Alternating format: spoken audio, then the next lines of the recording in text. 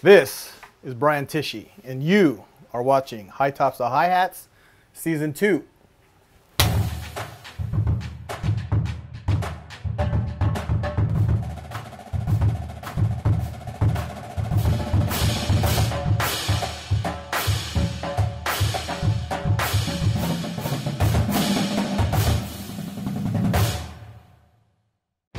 Aloha sports fans, welcome to Season 2 of High Tops to Hi-Hats. Drummers, drum enthusiasts, music lovers, and everybody in between. Special guest. Him and I go back to the 80s, which was about 100 years ago now. We're going to put a list of this man's credits because I'm not about to waste your time when you can read and listen to this guy right here. Give it up for Mr. BrianTichy.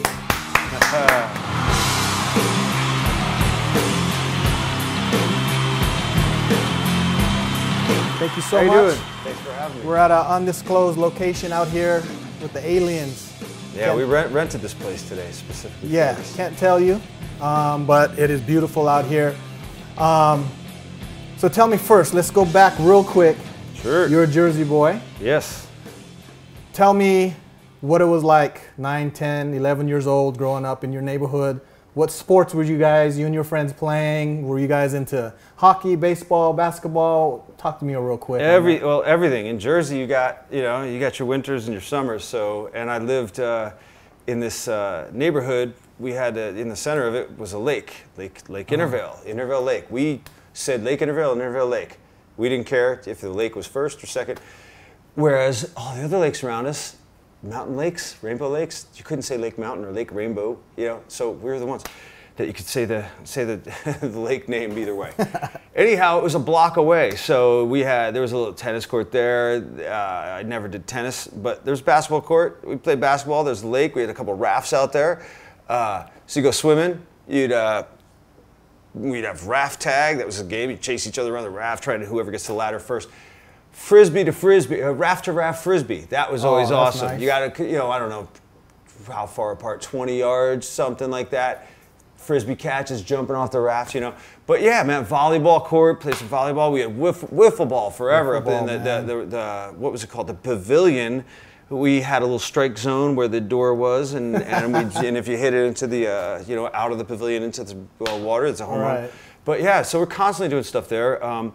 And riding our bikes and all that. And then in the winter, the lake would freeze over, so now we're playing hockey. Totally playing hockey. I mean, I loved it. I loved when we knew the lake was frozen over, we're going to be playing hockey. Right. Hopefully the big kids would let us younger kids get in on the game.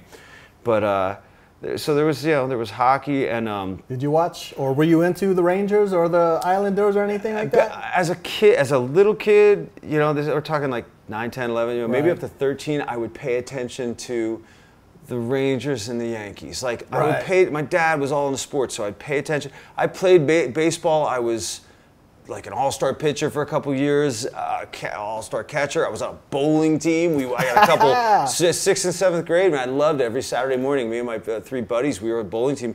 We won both years in a row. And nice. So I was all into it. I was totally into sports. I never was in. We played football, but I never was in on the high school football team. So I wrestled. Some reason my parents were like, it's junior high school, 7th grade. They're like, you got to do a sport, and I was kind of getting out of sports and more into drums. Mm-hmm. But the pressure of being, I always do sports, and that's what you do. You're a kid. You play baseball, and this, and I remember some of my friends were wrestling. So in 7th, 8th, and 9th grade, I wrestled. And I was never the best in my weight division. I did everything I had to do, and I remember, so I'm probably okay. I remember the basics, but I was never like the guy. I wasn't the guy. There was always guys way more hardcore. You were on the team. Yeah, I was on the team, but there was nothing worth talking about that I did wrestling-wise. I just basically did all the practices for 3 years, 7th, 8th, 9th grade.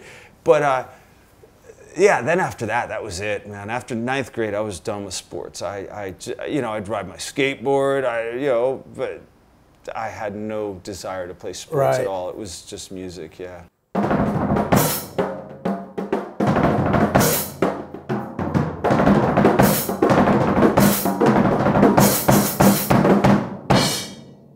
So you started drums at 8, around? Yeah, I mean, that's 3rd grade. I know I got, yes, Christmas of 3rd grade. So I guess you're 8 then. I got a kit from Sears. It was like one of those little kid kits. It was like paper heads, and the bass drum was like ping, ping. Like that's how it sounded. Like you actually had a pedal, no hi-hat. It had like a little snare drum that was like, and then these little toms like tick, tick, tick. And then the bass drum was literally ping, ping. It was terrible. And a cowbell and like a little splash.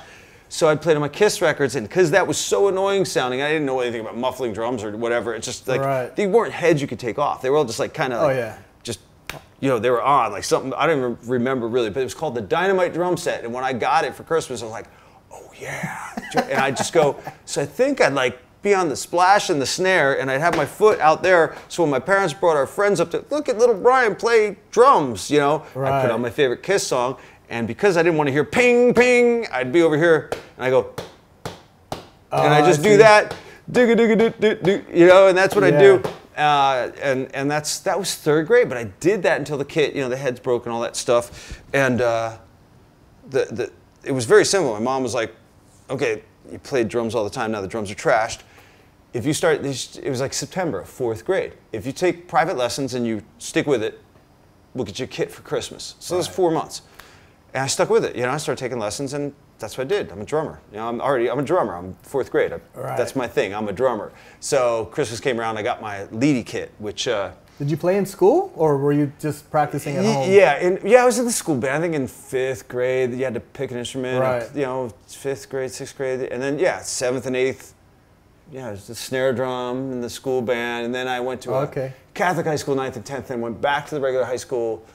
11th and 12th went back into the band, but I was never. I could read because I was taking private lessons. I could, you know, I could read by rudiments, read the parts, and you know, I know how to read and all that stuff. So, but it was just like, what? I'm a rock drummer, you know. Right. So it was funny because, like, looking back, it took all this time to realize, like, I was like, you know, some people are self-taught. Oh yeah, I'm self-taught. I didn't take lessons. I'm like, well, I took lessons, so I'm not self-taught, right? Right. But I am because.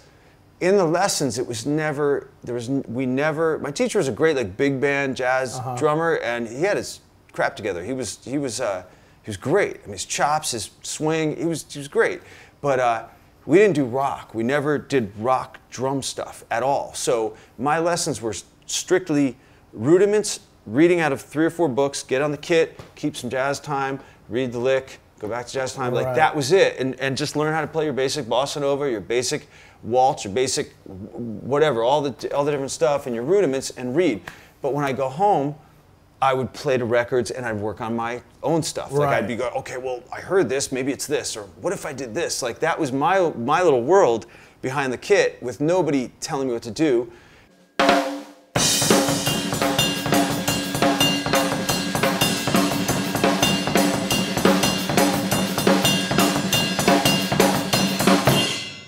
My teacher, Bob Cuccione, I think it was Cuccione, but he's Cook, he's Bob Cook. It's total 70s, like all the beard, the chops, and flat-footed kick drum, because he told me, I'm getting sidetracking, but I remember he said, you know, keep your heel on the floor. Right. And I was like, oh, at home, I'm all, you know, and I was like, okay, so at lessons, I go, ding, you know, it was always, you know, whatever it was, but that was it. And I go home, and then I learned how to do a double, double stroke with your foot, right foot. That was just self-taught. My point is, all this rock drum stuff, anything, whatever, was self-taught from records. Starts with Kiss, it goes into Aerosmith and Foreigner and Nugent and Queen and Van Halen and Zeppelin and Rush. You know, it's like just like playing to records. Forward, reverse, side, side, forward. There's the sides, there's the forward. Woo! So, a lot of fun stuff going on there.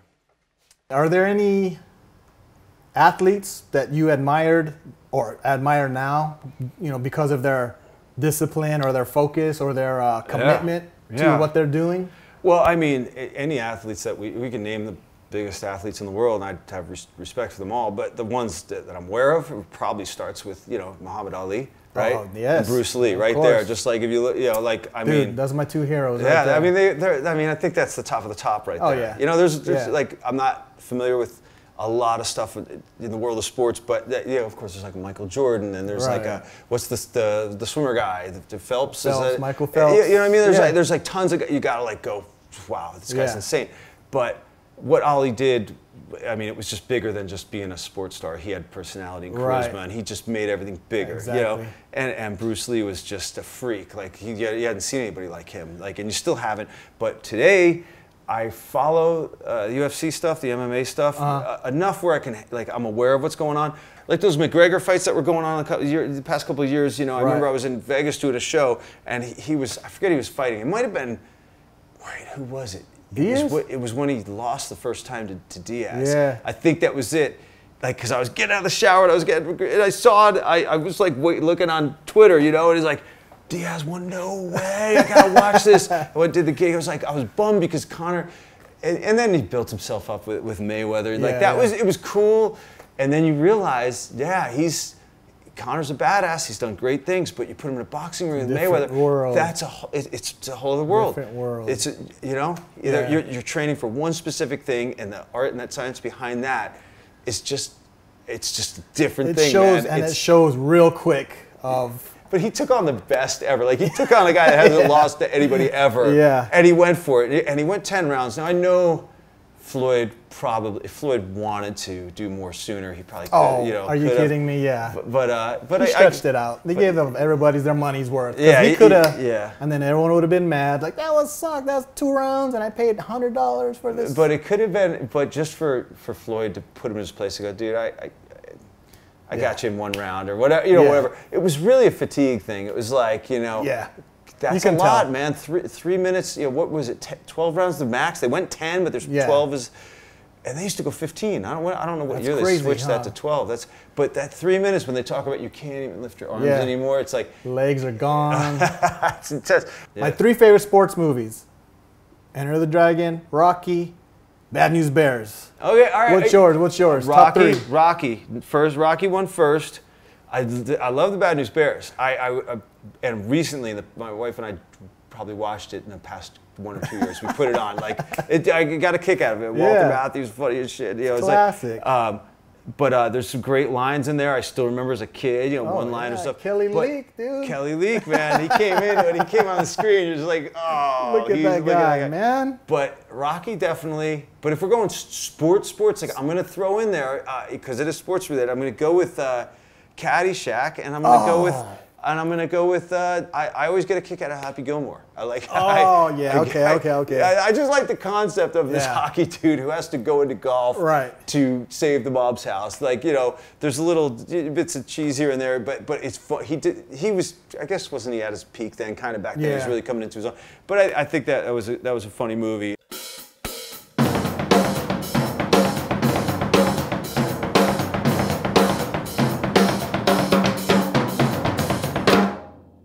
I went to Berklee, got my butt kicked, saw other drummers do stuff that I couldn't do, and realized how much I needed to learn quickly. And I was just in the sheds, and I didn't care about sports. I didn't care. I would go home in the summers, and I had like this landscaping job, and I would. I would drive my car home and play on my half-hour lunch break and play drums for like 17 minutes. Right. And then go back to the job and finish, and then come home and practice more. Right. Like, that was it. Were you at the mailboxes on the steps too? Yeah, but because I lived in the dorms, and what that means to anybody who doesn't know anything about Berklee, this is where you would go get your mail, the mail area, we called it Drummer's Row, because all drummers grab a chair and sit, and there was this, like, you had to come down the stairs, and then there was like a hallway walk, and you'd have to go a few more steps down to get to all the mailboxes here. So on that hallway, that walkway, it was the thin rug, and all drummers would just pull a chair up and sit there. Perfect level. And just, it was at the perfect level. Called it Drummer's Row, and everybody would work on rudiments. So and just work on their licks, and whenever you'd walk down, and your normal day at college, at a music college, your normal day is to see like 20 drummers in a row. Everybody's playing different stuff. Maybe 2 guys are working on something, somebody's showing somebody's studying something. But you'd see all these people doing stuff, practicing in their time between classes. One of the best drummers, all-around drummers there was this guy named Jay Belleros. And Jay is out playing, and I wish I could remember who he plays with now. I remember he was on this one really popular single this like female artist had out a bunch of years ago, and I was like, oh, Jay's on TV, and he's playing the drums in this. But anyways, back then, I remember hearing Jay Belleros. And he was on the same floor as me in the dorms. And I walked in once, and he would jam with this bass player. And they'd go into the glass sheds, set up the kit, the bass player barely fit in there with the bass. And they were just jamming, just practicing together. And Jay was killer. He was great, just loose. I think he was traditional grip. He's like very like Steve Gadd, like it was a Steve Gadd vibe. Right. And he goes over to his cowbell, and they're like, and he's just like, I'm like, he's just so smooth and soft. And then he goes, and he goes over to the cowbell, and he's on the cowbell, but I hear a hi-hat going, right. And I'm like, this is in front of me. Like I can't get, like it's happening too quick for me to get what's going on. Oh, he's on the cowbell. He's splashing over here. He's heel toeing. Yeah. I had never seen, or that was bam, right there. I was like, holy shit. So he's going,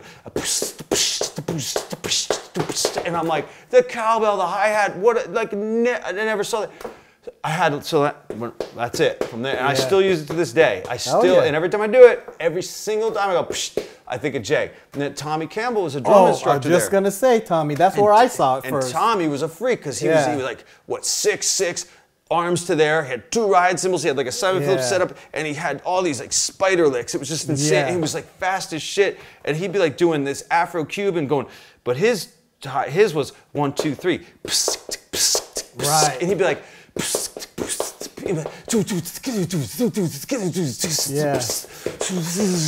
and like, so I studied with him one semester, and I remember like Stephen Wolf was his boy because Steve could hang with Tommy. Because Steve could do all that stuff. Steve had the long arms, and Steve had his own licks. So I think Tommy was learning from Steve when Steve was learning from Tommy. Exactly. That's how good Steve was. Yeah. But so but that first semester, Jay Belleros doing the heel toe hi-hat. That was one. Then Weckl in the first month comes with, Dave Weckl comes with Tichy and Frank Mbali as the electric band, and Weckl does a clinic. Right. It's packed, we're all in there, and Weckl's just coming out with Chick Corea Electric Band. Like, I'm just becoming aware of him. That album just came out. And Weckl's up, he's playing in front of us, just blowing our minds. And then like 2 weeks later, Bozio came and did a drum clinic. We all went and saw with Sonny Emery opening. I didn't know anything about Sonny. I'm like, gotta go see Bozio. Bozio just blew our minds. Sonny was killer. Yeah. And this is all, so you got Jay's little hi-hat thing killing me at school. Steve Wolf with his single stroke finger roll kills me. Tommy Campbell. Weckl, Bozio. I don't even know if I had seen Tommy yet. All that was already enough. But yeah, it was all great stuff, you know. Crazy days, dude, and it really was about 100 years ago, man. Yep. Yeah. That's it. For those of you who don't know, he does have his Bonzo Bash, which is a John Bonham tribute. Has a bunch of drummers. He has the Remembering Randy Rhoads tribute. He does a bunch of Ozzy tunes. And he has the Pharrell the Kings tribute, which he does a bunch of Rush tunes with a bunch of drummers. Craziness. So keep an eye for all the 3 of those. Yeah. They play all over SoCal, Vegas, and maybe sometimes East Coast. Other than that, man, this is BrianTichy. You're watching High Tops to Hi-Hats. Thank you so much, my man. Thank you. And thanks for watching. Thanks for listening. Peace.